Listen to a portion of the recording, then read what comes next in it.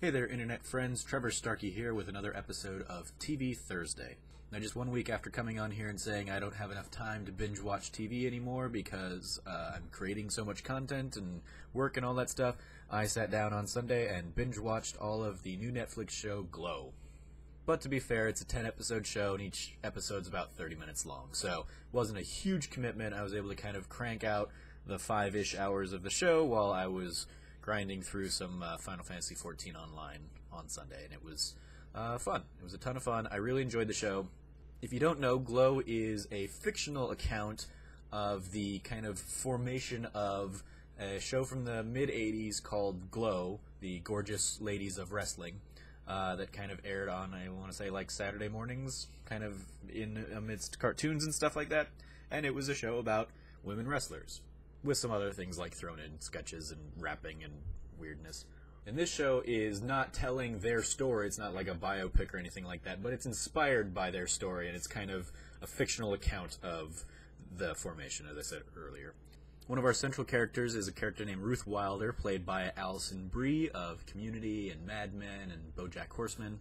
She is basically an aspiring actress who can't really seem to get her break, but a casting agent sends her off to this little weird side thing that she heard about, and Ruth falls into the world of Glow. The show Glow is being directed by Sam Sylvia, played by Mark Maron, and the show is being produced by Sebastian Bash Howard, played by Chris Lowell, and he's kind of a trust fund baby in the 80s who just kind of uses the excess of his wealth to kind of pursue this passion of creating a show about women's wrestling. Alison Brie's character Ruth is kind of set up as kind of a jerk character in the show. She definitely kind of embodies the role of the heel in the Glow faction, and her ultimate face is her friend Debbie Egan, played by Betty Gilpin, and they're kind of friends turned foes early on in the series through I don't want to get into spoilers, but they friends turned enemies pretty early on, and the show kind of centers around a lot of the time their rivalry and how they can kind of use that and incorporate it into the world of women's wrestling. There are a lot of other great women kind of filling out the cast. I want to say like 12 women in all in the Glow group, maybe, something like that. And each one, throughout the 10 episodes, kind of has a few moments to shine. No one gets drastically deep storytelling in just 5 hours, outside of kind of our main little couple protagonists. They set up a lot of things that I think will come into play if they continue pursuing future seasons. It's very much in the same style as like Orange is the New Black, in that you introduce a deep well of characters, but I think you'll see more of them kind of next season, assuming there is a second season. It's not like Orange is the New Black in that every woman gets their own kind of episode with a backstory kind of focus, but they do delve into kind of backstories and just give those women little moments. I think pretty much everyone here does a pretty good job.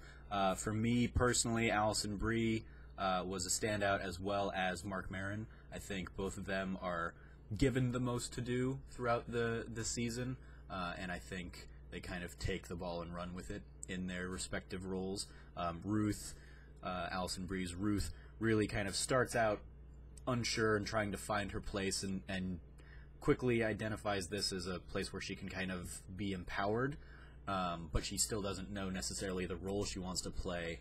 Then when she falls into that role, it ends up kind of hitting a little too close to the chest maybe, and so she has to kind of find the balance there between playing the character as well as being a real villain. And Mark Maron plays Sam very dryly, lots of kind of sharp wit. Sam is a kind of a exploitation director from the 70s, early 80s era, who's done some films, but he doesn't have any real great standouts. He's more of like a cult classic-y kind of guy, and he's doing this basically just for a paycheck, but he ends up, I think, getting really invested by the end of it, and really kind of enjoying the time that he spends with these women and kind of putting on this show and creating storytelling, even if it is in very kind of stereotypical terms. He doesn't get to go as deep as he wants. There's a great scene kind of early on where he basically puts together a movie script to kind of tell the story of these women of Glow in this post-apocalyptic world where there's only one man or something like that. And the producer Bash kind of comes in and is like, no, like, you gotta make it simple.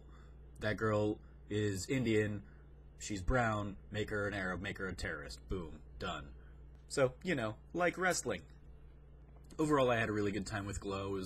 I wasn't super, like, keeping an eye on every moment. Like I said, I was basically multitasking, watching it while playing a game the entire time, but it was fun, a lot of laugh out loud moments, and they do a good job of kind of introducing the world of wrestling and the idea of basic wrestling storytelling, I think, to a broader audience in the show. You know, yes, there will be a portion of this audience that is kind of the WWE fan coming in to watch wrestling, but a lot of it will just be like Netflix fans who don't necessarily watch wrestling, but will sit down, watch this show, and kind of maybe find a new appreciation for the characters and the story arcs and the soap opera aspects of wrestling, or the rope opera.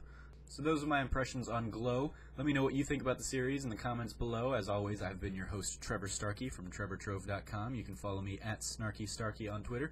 And until next time, from here at the Trove, treasure your friends.